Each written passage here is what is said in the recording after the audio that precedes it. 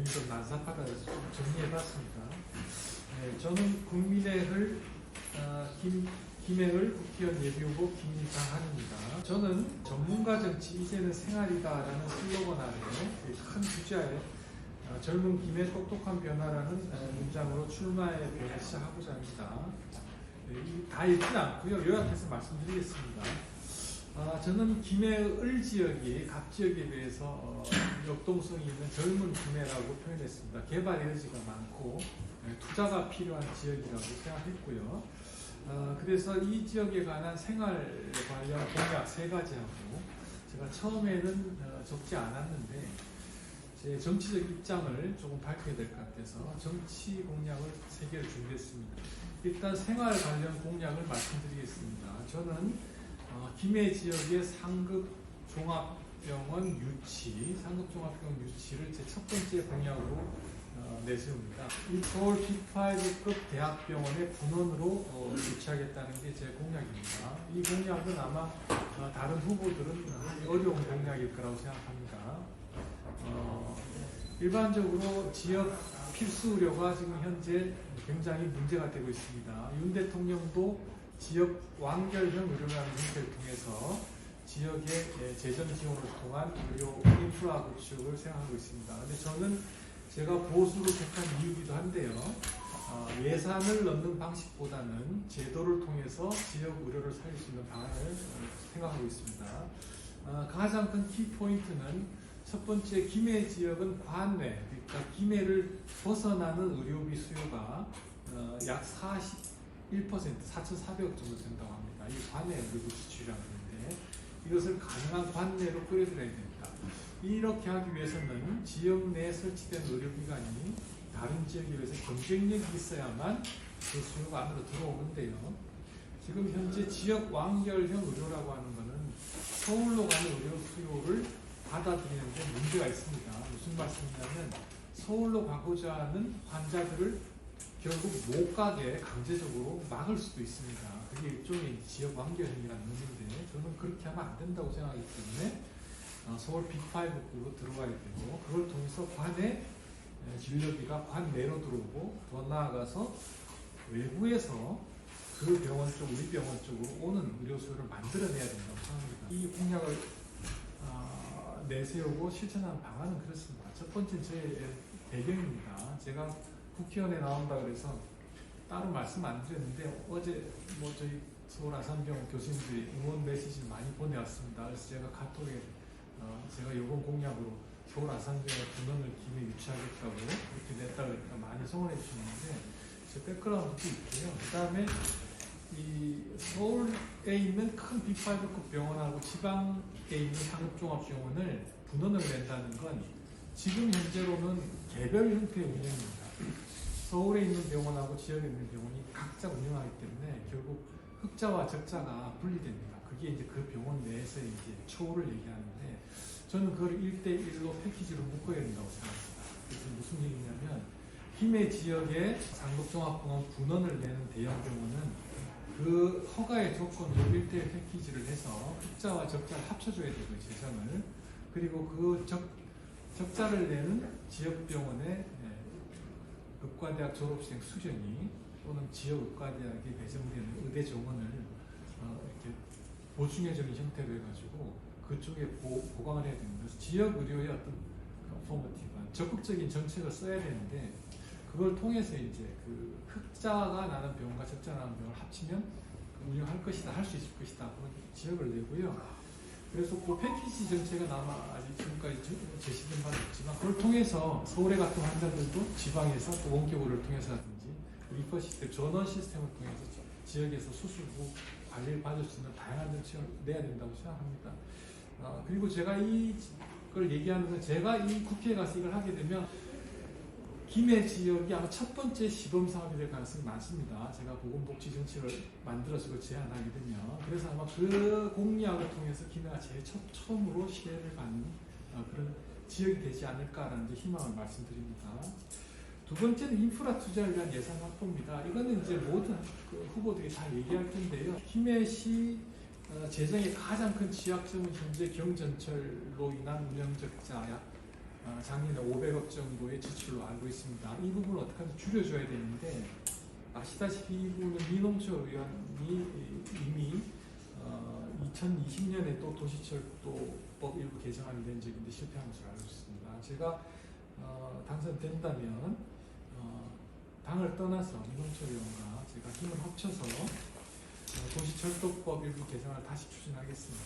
그래서 도시철도법에 적용을 받는 경전철이나 서울 시내를 운전하는 지하철이나 또는 광역철도나 국비보조 부분에서 차이가 없도록 그 부분을 좀 올릴 수 있도록 저희가 10% 정도 지금 도시철도 작다고 제가 알고 있는데요. 그 부분을 맞춰서 하게 되면 아마도 좀 여유가 생기지 않을까, 50억 정도 여유가 생기지 않을까 이런 생각을 합니다. 셋째는 장려소각장 문제입니다. 이 문제는 많은 분들이 우려를 하셨습니다. 언급을 하지 않는 게 좋겠다. 근데 제가 이 언급을 꼭 해야 되는 이유는 장려소각장 문제는 혐오시설 문제이기도 하지만 그 인근 주민들에게는 굉장히 불편한 문제이기도 하죠. 그래서 이 부분이 이전과 증설 문제로 이미 전 시장 선거와 국회의원 선거 선거가 치렀는데 지금은 어느 정도 수습이 됐다 그럽니다. 그 부분 제가 인정하고요. 그럼에도 불구하고 이것을 언급하는 이유는 그분들이 우리가 말하는 소수이기 때문입니다. 여기서 말하는 소수는 정치적 소수 다수의 문제가 아니라 영원한 소수라는 거죠. 그분들은 소위 중앙정치인이 이 문제를 항상 밝혀주지 않으면 자기의 목소리를 낼 수 없는, 어떻게 보면 들리지 않는 작은 목소리인데요. 중앙정치를 하는 사람이 그걸 드러내줌으로써 소수의 목소리를 대변하고 장려소각장 운영과 또 장기적으로 내부 영향이 다한 다음에 이 문제를 어떻게 할 것인가, 이전할 것인가, 또는 좀 더 많은 혜택을 줌으로써 그 시설을 유지할 것인가 하는 부분에 대한 좀 더 그 소수의 주민들에 대한 배려를 제가 잊지 않겠다는 의미에서 공약을 올렸습니다. 생산적 정치를 위한 공약입니다. 첫 번째, 제가 국회에 들어가면 23대 국회의원 선거, 4년 뒤 선거에서는 중대 선거구제를 도입하여 지역감정 완화와 사표 방지, 소수정당 생존이 가능한 정치 환경이 되도록 노력하겠습니다. 이 부분은 제 평소 생각이기도 하고요. 제 개인적 경험을 말씀드리면 21대 국회 때 문재인 정부 초기에 헌법 개정 논의가 있었을 때 후배 학자입니다. 건국대 임지봉 교수하고 임지를 논의한 적이 있는데 그분이 그런 말씀을 해요. 근데 이상하게 국회의원들이 선거구 개편 논의를 하는데 중선거구 얘기를 안 한다 그럽니다. 근데 요새는 한다 그래요. 조금씩. 근데 그게 안 한 이유가 있습니다. 소선거구제를 하는 게 본인들은 불리하기 때문에 그렇죠. 저는 우리나라 정치가 한 발짝 나아가기 위해서는 반드시 중선거구제 논의가 해야 되고, 그래서 지역민과 국회의원과 또는 지방자치와의 관계에서 좀 다른 식의 어떤 그 전략을 취해야만이 지역 감정이 해소될 거다. 그래서 이 공약을 제일 먼저 하겠다 말씀드리고요. 두 번째는 지금 현재 이제 우리 다른 당에서 얘기하는 검찰 독재 타도 이런 구호를 보는데요. 저는 전문가 정치를 표방하는 현재 그런 식의 어떤 그 적대적 정치 환경을 만들게 되는 용어 사용은 안 하려고 합니다. 선거를 통해서 국민 견제를 받지 않는 2차적 권력들이 있습니다. 이것은 검찰, 경찰, 군대, 세무, 감사원 등 2차 권력이라고 하는데요. 민주화가 진행이 되고 난 다음에는 우리가 전래된 2차 권력에 대한 견제라는 것이 민주주의의 새로운 과제로 떠오르게 됩니다. 그래서 그것을 권력기관의 문제가 독재가 아닌 남용과 견제라는 제도화된 언어가 될 수 있도록 지속적으로 2차 권력에 대한 견제와 통제를 고민하겠습니다. 입법을 통한 견제 방안에 대해서 항상 열린 자세로 임하겠다라는 것이 두 번째 공약입니다. 세 번째 공약은 조금 이제 다른 시각인데요. 우리나라나 다른 나라도 마찬가지지만 전문직이라고 하는 부분이 있습니다. 제가 의사라서 많이 고민한 부분인데, 우리 사회에서 전문직 면허가 가진 영업의 독점권을 완화하는 입법을 하겠습니다. 이것은 의료법뿐만 아니라 법조인이 가진 변호사법이나 모든 전문직 직종에 관한 부분입니다. 이것은 우리가 면허라고 하는 것은 기본적으로 독점적 권한이라고 생각합니다. 주변 영역과 구분하고 이것을 침범하면 더불어 무면허 행위라고 하여 처벌하고 있습니다. 그렇지만 우리 사회가 대중사회라고 하고 교육이라고 하는 것이 좀 더 다중에게 퍼진 사회에서는 수많은 면허가 나타나고 그 면허들 가면은 반드시 부딪히는 점들이 나타납니다. 이것을 현대 법원에서는 칼같이 명확하게 선을 긋고 그 부분을 무면허 행위라고 서로 처벌하고 있습니다. 이것은 정치적으로나 제도적으로 후진적인 방법입니다. 제가 국회에 가면 교집합, 그러니까 갈등을 빚고 있는 부분을 교집합으로 만들어서 핵심 분야는 유지하되 우리가 알고 있는 회색 분야는 서로 공유할 수 있는 그런 입법을 하도록 하겠습니다. 대표적인 게 의료법상의 무면허 의료인인데요. 저희가 문재인 정부 때 공공의대나 지역의사제로 큰 홍역을 치렀고 지금도 의사 증원 문제가 되고 있습니다. 근데 저는 제가 기자회견이나 많은 글을 통해서 표현했지만 그 문제는 그렇게 풀 필요가 없습니다. 저는 전문 간호사제를 만들거나 또는 의학 분업을 선택 분업을 하게 된다면 의사가 일부 약을 짓고 약사가 일부 진료를 할 수도 있고 간호사가 일부 의사의 일을 할 수 있도록 하면 그 사람들이 대학에서 배운 것을 떠나서 사회적으로 자기의 행위를 할 때 그 행위를 통해서 교육과 사회교육과 합쳐서 면허의 범위를 넓혀주면 아마도 전문 직업 간의 갈등도 줄어들고 더 나아가서 대학 입시에서 우리가 의과대학이나 대학에 한번 들어갔을 때 사회적 지위가 정해진다고 하는 그런 생각들이 많이 완화될 것이라고 생각합니다. 그래서 저는 전문 직업 간의 영업 독점권 완화의 입법에 힘쓰겠다. 이게 세 가지가 정치적 공약입니다. 존경하는 김해 시민 여러분, 사랑하는 강원 동지 여러분, 저는 정치가 좀 더 생산적이기를 원합니다. 그리고 보수의 틀에서 조금씩 진전하는 우리의 정치가 되도록 노력하겠습니다. 감사합니다. 이상입니다. 예, 제가 국민의힘을 선택한 이유는 첫째 보수라서 보수 정당이라서 그렇습니다. 국민의힘 자체가 좋다기보다는 저는 보수의 입장이 강하기 때문에 그렇고요. 그래서 사실은 국민의힘이 보수의 원칙을 좀 지켜줬으면 좋겠다는 생각을 지금하고 있습니다. 선거가 다가오니까 이 국민의힘도 이 대중영합적인 정책을 내는 것 같아서 안타까운 부분이 있습니다. 그래서 국민의힘이라기보다는 보수의 입장이라고 생각하고요. 제가 이제 학생 때 공부를 통해서 우리 사회가 이제 민주화가 됐고 사회가 어느 정도 선진국으로 들어섰습니다. 그래서 우리 사회가 앞으로 이제 어떤 방향으로 선진국주의를 유지하거나 발전해야 되는데 이 상황에서는 저는 보수와 진보 두 날개 중에서 현재 보수의 날개가 더 필요하다고 생각합니다.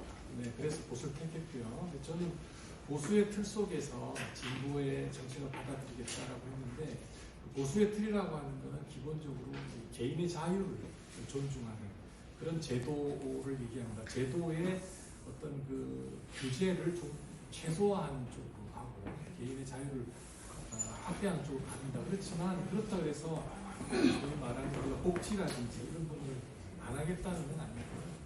복지라고 하는 것은 약한 사람들, 소수의 사람들에 대한 대우인데 그 부분을 어떻게 하면 효율적으로 할 것인가 고민하겠다는 겁니다. 그렇게 이해하시면 되겠습니다.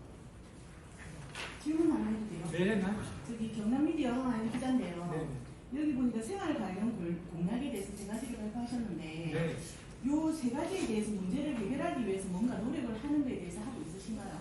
네. 첫 번째 공약은 제가 지금까지 보건복지부와 어떤 정책을 제가 전국의과대학 교수협회 회장이고 그래서 보건복지부와 정책협의라든가 간담회 등도 쓰는 얘기를 쭉 해왔던 사람이 있습니다. 네. 그건 기사를 보시면 제가 했던 얘기들이 제가 구체적인 공약이라고 하는 게 어디까지 갈지 모르겠지만 구체적이라는 게 이제 사람마다 다 다를 수 있을 텐데요. 제가 장소확장 얘기 좀 말씀드려보면 장소확장은 이제 이전과 증설이 이제 지금 논의가 됐다가 이제 증설이라고 하는 부분이 과거에 이제 안 썼던 부분이 다시 이제 증설에 쓰는 거 아닙니까? 그러면 이 공약은 지금 뒤에 보시면 알겠지만 결국 운영을 하는 과정에서 아마도 지금 이제 그 법원에서 이제 행정소송했다가 집행정지가 이제 기각이 됐고 각하됐죠. 그 다음에 이제 있는데 저는 오스트리아 빈이 그래서 얘기를 했습니다. 소각장이 홈페이지에서 실시간으로 배출하고 있는 유해 물질의 종류량을 확인하고 건립 과정에서 죽는 약산 지역 난방 공급을 시키고 있으며 최근은 M 전기와 난방까지 공급하고 있다고 합니다. 그러니까 여기 아마 제가 얘기할 수 있는 모델이 될 수 있을 것 같습니다. 이 정도까지 우리가 갈 수 있느냐라는 거죠. 그래서 그 부분들을 감시하고 또는 협조하고 또 논의해서 혜택을 더 드릴 수 있도록 맞춰가겠다는 거죠. 그렇게 이해하시면 되고요. 상급종합병원 문제는 이게 이제 그 큰 문제입니다. 제가 설명을 드렸는데 좀 부족하다면 제가 뭐 더 드릴 수 있는데 아직 구체적인 건 아닙니다. 제가 국회의원이 되면 4년 동안 이제 토대를 마련해서 아마 또 구체적으로 제가 국회의원이 되면 지역 의료 패키지를 가지고 원장님들을 만나야 됩니다. 저는 구체적으로 서울 B5 그 원장님을 만나서 문헌을 세워달라고 부탁을 할 거고요. 그래서 그게 납득될 수 있을 정도의 어떤 지역 그 의료에 대한 보조 패키지를 만들어서 가져갈 생각입니다. 네, 그게 구체적인 이야기 드리겠습니다. 고맙습니다. 다른 질문? 개인적인 거 궁금한 거 있어요? 지금 서울 아산병원 이제 교수님으로 아직도 현직인가요? 현직? 현직입니다. 현직이고. 네. 저희는 공직선거법상 당선되면 사직하는 것이 있습니다. 네, 그래서 아마 교수님들이 많이 안 나올 겁니다. 예전에는 그 당선이 되면 휴직을 할 수 있었거든요. 그런데 이제 공직선거법이 바뀌어서 사직을 해야 돼요. 그래서 아마 교수님들이 나온 숫자도 줄고 나이도 좀 더 많을 겁니다. 저 같은 경우도 지금 정년이 4년 이상 남았거든요. 6년 조금 더 남았는데 사실은 당선돼서 4년 하면은 정년이 좀 빠른 거죠. 그래서 제 나이도 아마 안 나오는 것 같아요. 제 느낌이 교수님들께는. 고향이 김이신가요? 예. 어디? 저기 공항동에 살았어요. 공항. 네, 저희 어머니가 김해중학교 오해입니다. 남녀공항. 저희 아버님이 그 군인이셨거든요. 상계 공평학교 오셨다가 만나서 김해에서 결혼하시고. 시장님하고는 초등학생입니다. 왜? 동땡 시장님하고 동기입니다. 동기? 예, 예. 시장하고 저하고 저기 초등학교 때 기학부라고 같이 했습니다. 시장은 큰 목 치고 다른 목 쳤어요. 자료를 계시는데 굳이 정치를 하겠다는 이유가 뭐예요? 그러니까 이제 스펙은 좋은 건 맞는데요. 의사로서는 제가 그렇게 많이 누리지 못한 것 같습니다. 제가 의사로서 많은 걸 누리겠으면 법과대학을 안 갔겠죠. 왜냐하면 제가 조금 제 개인적인 얘기를 하면 그때 제가 법과대학 가서 제 형편이 그렇게 좋지는 않았습니다. 제 어머니가 저한테 속았는데 나중에 정치를 알고 이제 후회를 많이 하셨어요. 서울 와가지고. 근데 제가 그때 서울에서 공부할 때 전 직업이 없었기 때문에 제가 고시원에 살았습니다. 한국에 고시원에 살면서 생활비도 학원 강사도 했습니다. 헌법 강의도 하고 채점도 하고 사업 고시도 많이 보냈는데 근데 그때 제 동기 중에 군대 안 간 친구는 4년 만에 대학 교수였어요. 제가 그때 군대 갔다 와서 한 9년 정도 공부했는데 그때 생각하시면 그렇게 뭐 누렸다고는 말 못하시거든요. 그래서 제가 이걸 한 이유는 제가 사실은 제가 질문해서 제가 이번에 카툰을 하나 만들었거든요. 웹툰을 좀 뿔나는데 그게 좀 나오는데 좀 스토리가 깁니다. 그래서 제가 우리 전문 분야 그러니까 지금 민주화 시대 세대인데 586 욕 많이 먹는 민주화 시대인데 저는 민주화 때 학생운동 한 사람 아니고요. 미래를 준비하겠다는 마음으로 구체의식을 갖고 있습니다. 그러니까 선진국에서 중요한 거는 전문 분야의 발달이 아니고 선진국은 성숙한 사회이기 때문에 발달된 전문 분야 간의 소통입니다. 그러니까 각 전문 분야가 절벽 상태로 소통하지 못하면 그 선진국의 그 성숙한 사회가 유지하지 못하고 개발할 가능성이 있습니다. 그래서 제가 그 당시에 염려했던 게 그 부분, 의학과 법학의 의사적 소통, 그걸 학제강적인 이유라고 합니다. 그거 굉장히 생소한 분야인데 제가 처음 공부할 때 아무도 그걸 모르고 시장이 없어서 아주 곤혹스러웠습니다. 그래서 이제 다시 의과대학을 와서 법의학을 했거든요. 제가 경력상 대한법의학회 회장도 하고 의료법학회 회장도 하니까 사람들이 그게 다른지 같은지 한번 모르시더라고요. 그거 180도 다른 학교입니다. 법의학회는 저희가 국가법의관하고 의과대학의 법의학 교수들이라고 하는 법의학회지 부검 관련 학회고요. 제가 상급자고 대한의료법학회는 판검사하고 변호사, 그다음 법학 교수가 주가 되어 있는 법학입니다. 그래서 양쪽 학회 회장인데 전혀 다른 학문들, 그건 이제 인터넷으로 학회 쳐보시면 압니다. 그게 얼마나 다른지. 180도 다른 학문이 근데 그걸 저는 그 양쪽에서 하고 학자하는 연구라고 해서 그래서 의료정책을 제가 다른 선도 우리나라에서 제일 잘한다고 봐가지고 그러니까 사직하셔도 퇴직 시기가 빠르다고 아까 말씀하셨었는데 당선 이제 되면 근데 지금 시기에 출마를 하시겠다고 선택한 이유 시기를 지금으로 선택한 이유 그러니까 이제 이게 제가 사실 65년생이거든요. 한해 일찍 학교 갔습니다. 한해 일찍 가서 뭐 재수도 안 하고 서울대학 갔는데 졸업하고 이제 9년 까먹는 바람에 3수 4수보다 던져졌는데 제가 이제 학문적인 거는 어느 정도 했다고 생각합니다. 제가 서울 아산병원 발령받을 때 원장님이 저보고 그러셨거든요. 월급을 2배로 줄 테니까 기초 반하고 병리과에서 환자 보는 저 슬라이드 보니까 그 반하면 월급 2배로 주겠다 했는데 그게 그 당시에 그 서울 아산병원 교수 중에서 3명만 받는 가장 좋은 오퍼였어요. 그래서 안 한다 그랬습니다. 이유가 제가 공부를 이제 좀 그렇게 못하고 한쪽만 하는 사람이라 환자한테 좋은 거 같지 않나. 풀로 하시는 거 진단이 오진 안 되니까 그래서 20년 동안 월급 반만 받고 그랬습니다. 사실이고요. 그래서 학회장 3개 하고 2개 하고요. 요새는 학회장 하는 걸 사용합니다. 사용하고 교수협회장도 지금 3년째고 올해 1월 25일 되면 제가 의학한의원 정의원이 됩니다. 정의원. 총회만 통과되는데 제가 사실 국내에서 학문적으로 할 수 있는 거 다 했어요. 그래서 지금 더 하면 회장만 계속합니다. 다른 학회가 좀 있어요. 의미 있는 일 해야겠다. 의미 있는 일이라는 게 정치라는 게 제가 공부한 거하고 연결돼서 그렇습니다. 정책을 풀어주기 위해서. 제가 21대 국회 때 국회에서 입법 공청회를 3번 발표했습니다. 대한법의학 회장으로 그 대한민국 검시제도를 어떻게 바꿀 것인가. 그래서 사실 민주당이 불러서 한 건데 제가 바꿔야 될 게 형사소송법하고 법의관법을 새로 만들어야 되는데 그게 잘 안 됐어요. 그 이유가 있습니다. 일단 국회의원들 별 관심이 없습니다. 죽은 사람 표도 없고 자꾸 자기 위원회가 바뀝니다. 행자위 있다가 국토에 있다가 자꾸 바뀌니까 입법이 추진이 안 돼요. 3번 했는데 실패하고 저희가 대한법의학회 자체로는 노무현 대통령 때부터 입법 활동을 했습니다. 유시민 복지부장 그때부터 지금까지 안 돼서 그래서 저희가 이제 얘기 많이 하잖아요. 법의학 하는 사람들 뭐 어쩌고 저쩌고 많이 하죠. 항상 그 좋은 테마라서 인터뷰 많이 오거든요.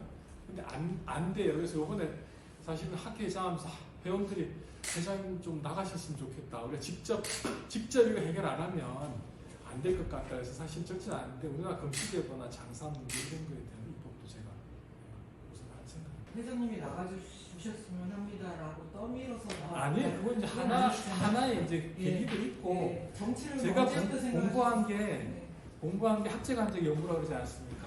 학제간접 연구라는 게 이제 그걸 통해서 정책을 제시하는 게 큰 부분이거든요. 법학도 하고.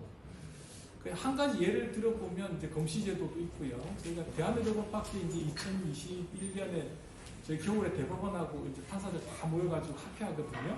그때 저희가 실손보험 했습니다.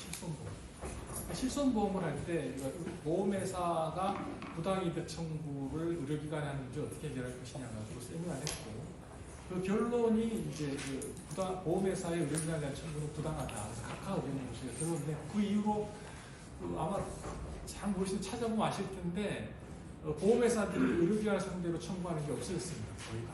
그래서 이제 환자들에 대해서 이제 지급할 것인가 말 것인가 심사하기 시작했죠.